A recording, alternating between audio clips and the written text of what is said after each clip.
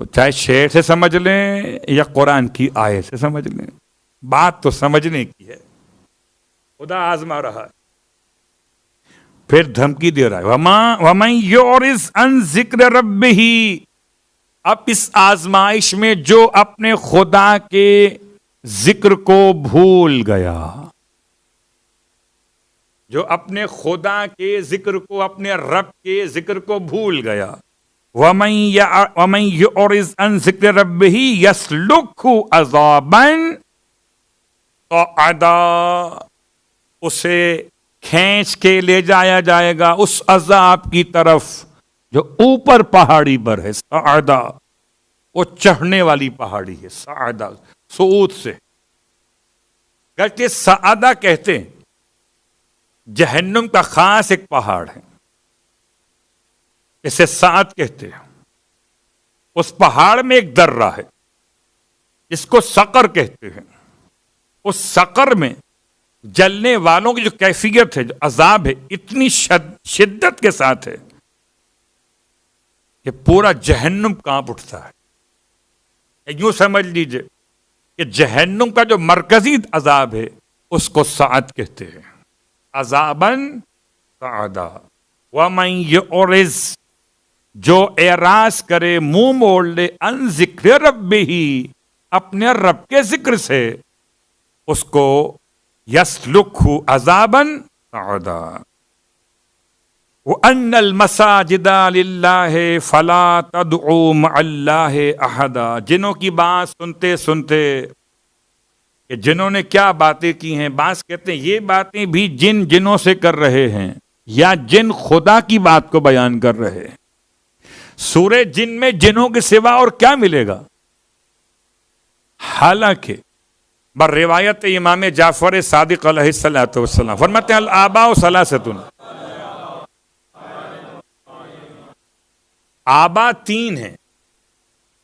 آبا کا مطلب جیسے ابو البشر، ایک جناب آدم، ایسے دو اور بھی ہیں، ایک الجان اور ایک ابلیس کا مخذ شیطان.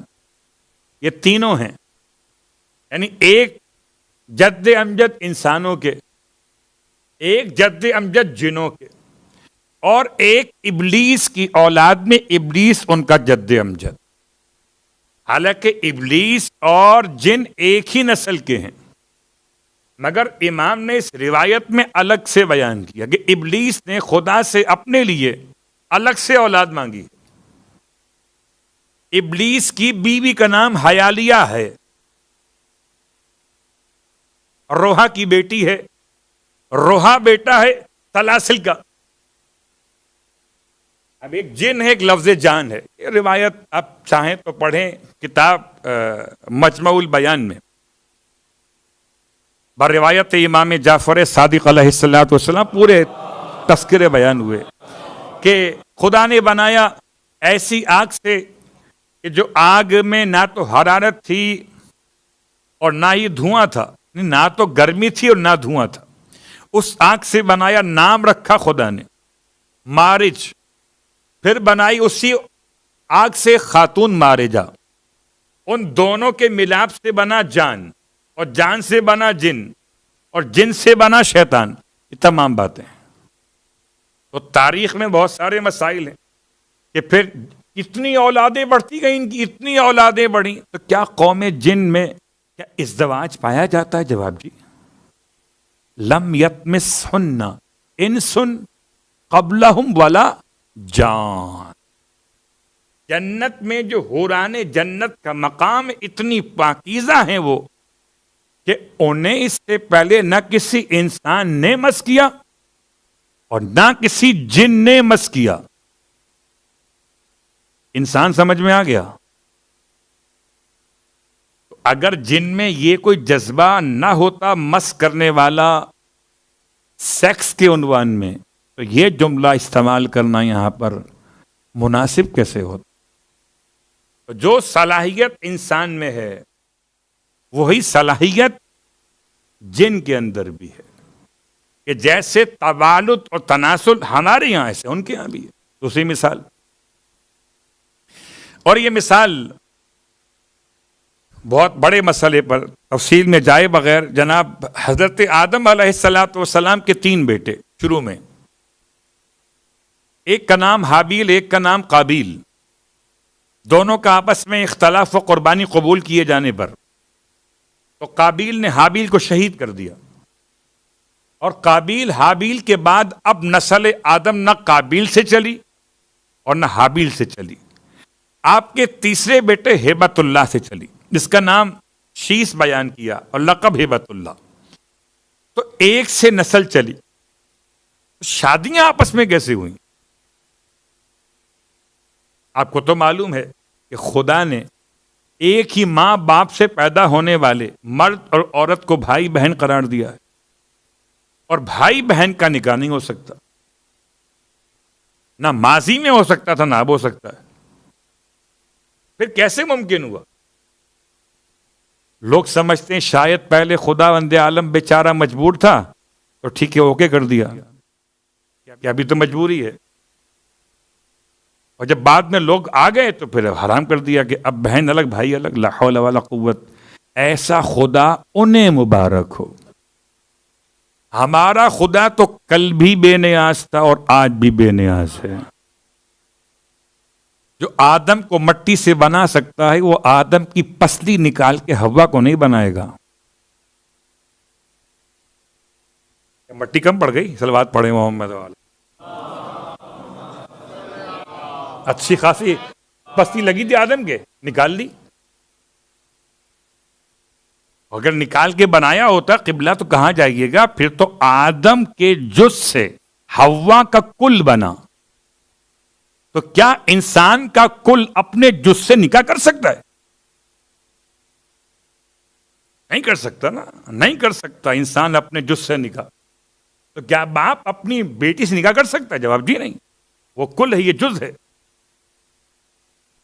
تو پھر پسلی کا جو مسئلہ ہے وہ چھوڑ دیں پسلیوں والوں کے لیے، آپ آئے اصلی والوں کے پاس، وہ بتائیں گے ہوا کیا تھا۔ اور اصلی وہی ہیں جو اس وقت بھی تھے جب آدم کو سجدہ کیا جا رہا تھا۔ جب پوچھا گیا مولا سے، مولا یہ پھر نسل آگے بڑھی کیسے؟ بڑی فکر لگی ہوئی تھی ہمیں، کچھ تو بتائیے مولا، ہوا کیا تھا؟ فرمایا خداوند عالم نے قوم جن سے اور قوم ملائکہ حوران جنت سے ایک فیمیل وہاں سے اور ایک فیمیل یہاں سے، اور جناب شیس کی اولادوں میں 2 بیٹے، ایک کا نکاح اس سے کروایا، ایک کا نکاح اس سے کروایا۔ میرا عنوان کیا ہے؟ یہ عنوان میرا ہے نہیں جو پڑھ رہا ہوں، عنوان یہ ہے کہ جن کی شادی ہو سکتی ہے تو کیا جن میں صلاحیت ہے یہ والی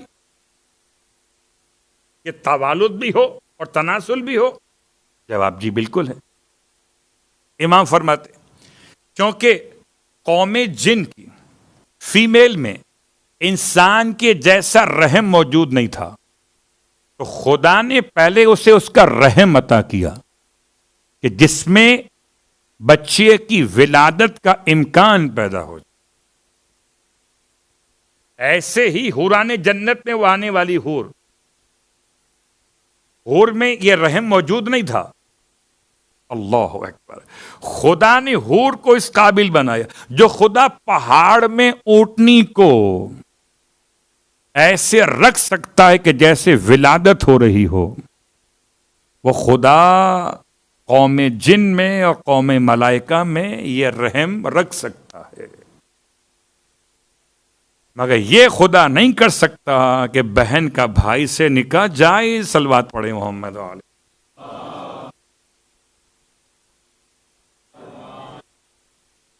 پھر بات کہاں سے کہاں نکل گئی؟ بات چلی تھی ابلیس کی شادی پر، اس کی بیگم کا نام کیا ہے، سسر کا نام کیا ہے، اور ہم کہاں پہنچ گئے؟ تو ابلیس نے خدا سے کہا تھا پروردگار یہ آدم کی تو اولاد بڑھے گی، میری اولاد بھی بڑھنی چاہیے۔ کہا ٹھیک اوکے۔ بڑا خوش ہوا شیطان خوش ہوا تو آدم رنجیدہ ہو گئے۔ اپنے لیے نہیں ہوئے، میرے اور آپ کے لیے ہوئے۔ پروردگار ایسا ہوا تو یہ میرے اولاد کہاں جائے گی؟ اس کے شیطان کی اولادیں ساتھ ساتھ چلیں گی اس کے۔ پروردگار نے جواب دیا، اس کا انتظام کر دیا ہے۔ کیا کر دیا ہے؟ کہ تم عقیقہ کرو گے اپنے بچے کا، اور جب تم ہمارے نام پر قربانی پیش کرو گے تو جو چھری چلے گی حیوان کے گلے پر، اس سے وہ شیطان ذبح ہو جائے گا۔ کبھی یہ سوچ کر بھی کریں عقیقہ، کتنا مزہ آئے گا۔ بکرا کاٹنا اور ہے، شیطان کا گلا کاٹنا اور ہے، یعنی واقعاً عجیب مزہ ہے۔ اگر آدمی معرفت کے بغیر کرے تو خالی صدقہ سمجھ رہا تھا، تو دعا صدقے والی اور خیال معصوم کے دیے ہوئے جملات کے اعتبار سے۔ عقیقہ اس لیے بہت اہم ہے۔ اب آئیے واپس آتے ہیں اس جملے پر، وَمَن يُعْرِضْ عَن ذِكْرِ رَبِّهِ يَسْلُكْهُ عَذَابًا صَعَدًا، خدا جہنم میں ڈال دے گا ہر اس جن کو کہ جو خدا کے ذکر سے غافل ہو جائے نعمتیں ملنے کے بعد بھی، جیسے انسان۔ وَأَنَّ الْمَسَاجِدَ لِلَّهِ فَلَا تَدْعُوا مَعَ اللَّهِ أَحَدًا، اور دیکھیے یہ ساری مسجدیں اللہ کے لیے ہیں،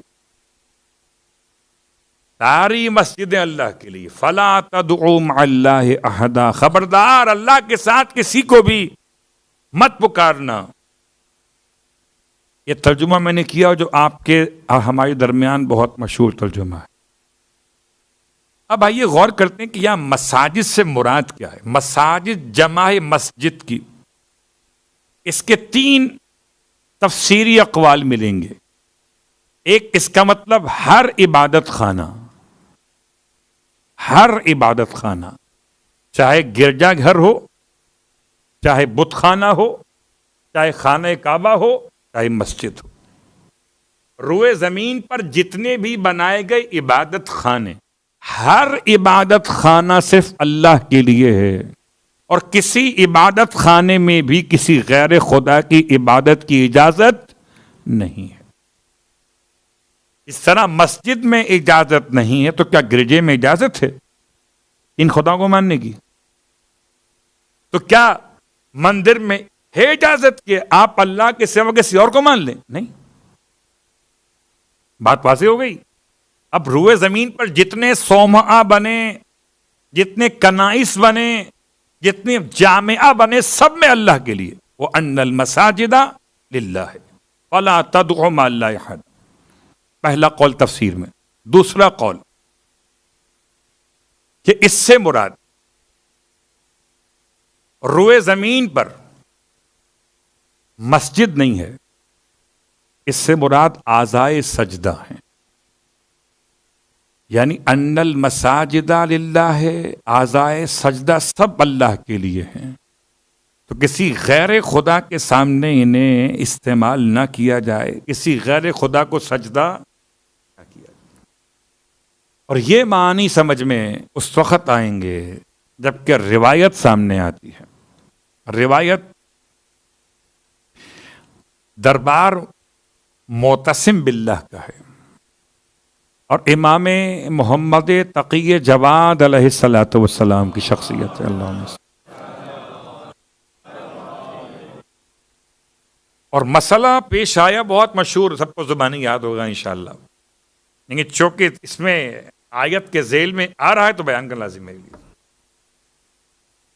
مسئلہ کیا پیش آیا؟ ایک چور کو پکڑ کے لائے، اتفاق سے سارے علماء، یعنی جتنے علماء اسلام، مسالک اربعہ کے سارے علماء سب بیٹھے ہوئے تھے عباسی خلیفہ کے دربار میں، معتصم کے دربار میں، اور اب چور کی انگلی کاٹنے پہ اختلاف ہوا، چور کے ہاتھ انگلی کہاں سے کاٹے جائے۔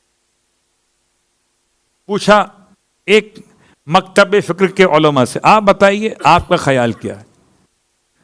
وہ کھڑے ہوئے، حضور اس کے ہاتھ کاٹے جائیں کلائی کے پاس، یہ یہاں سے کاٹ دیا جائے۔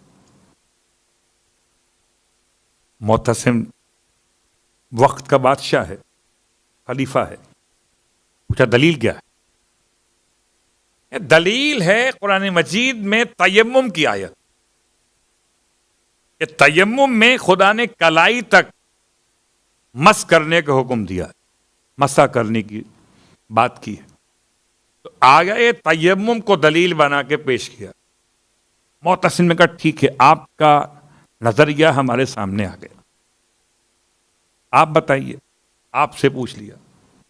ایک مکتب فکر یہ ہے مثلا اہل سنت میں بریلوی حضرات، پھر دیوبندی حضرات، ان سے پوچھ لیا، آپ بتائیے۔ کہنے لگے ہمارے لحاظ سے اس کے ہاتھ کاٹے جائیں یہاں کوہنی کے پاس، یہاں سے کاٹے۔ دلیل کیا ہے؟ کیا قرآن میں پروردگار نے وضو کی آیت میں کوہنی سے دھونے کا حکم دیا تو اسے ہاتھ کہا ہے؟ اصل مسئلہ ہے کہ لفظ ید قرآن میں استعمال ہوا کس معنی میں؟ السارق والسارقۃ فاقطعوا ایدیہما، چور مرد ہو یا عورت، اس کے ہاتھ کاٹ دو۔ فاقطعوا ایدیہما، اب ایدی جمع ہے ید کی، ید کا مطلب کیا ہے؟ اور جب قرآن سے ایک ہاتھ سمجھ میں نہ آیا تو خدا کیا سمجھ میں آئے گا؟ ایک ہاتھ سمجھ میں نہیں آیا۔ دونوں فرقے اپنے مقام پر کہتے تھے جناب قرآن کہتا ہے کہ ہاتھ کا مطلب کلائی سے ہے، قرآن کہتا ہے ہاتھ کا مطلب کونی سے ہے۔ اب بادشاہ کی مرضی ہے، معتصم کی، جو سا چاہے قبول کر لے۔ اس کو پتہ نہیں کیا سوجی دماغ میں، پلٹ کے دیکھا فرزند رسول کو، کہتا آپ بتائیں آپ کیا فرماتے ہیں؟ امام نے فرمایا تم نے پوچھ تو لیا ہے علماء سے، بس کافی ہے، مجھے اس بات سے معذور رکھا جائے، کیا نہیں آپ بتائیں، ہم آپ سے سننا چاہتے ہیں۔ ارشاد فرمایا اگر مجھ سے پوچھنا چاہتے ہو یاد رکھو نہ یہ کلائی کے پاس سے کٹیں گے ہاتھ اور نہ کوہنی کے پاس سے کٹیں گے، یہ 4 انگلیاں جڑ کے پاس سے کٹیں گی ایسے کہ ہتھیلی محفوظ رہے۔ 4 انگلیاں کٹیں گی کہاں سے؟ جڑ کے پاس سے، ایسے کہ اس کی ہتھیلی محفوظ رہے۔ کیا کمال ہے قسم بخدا، اگر ان کو مان لیتے تو یہاں سے ہاتھ گئے تھے، ان کو مانتے تو یہاں سے ہاتھ گئے تھے۔ جب مشکل میں سب جگہ مشکل ہو تو مشکل کشائی کرتا ہے علی کا بیٹا۔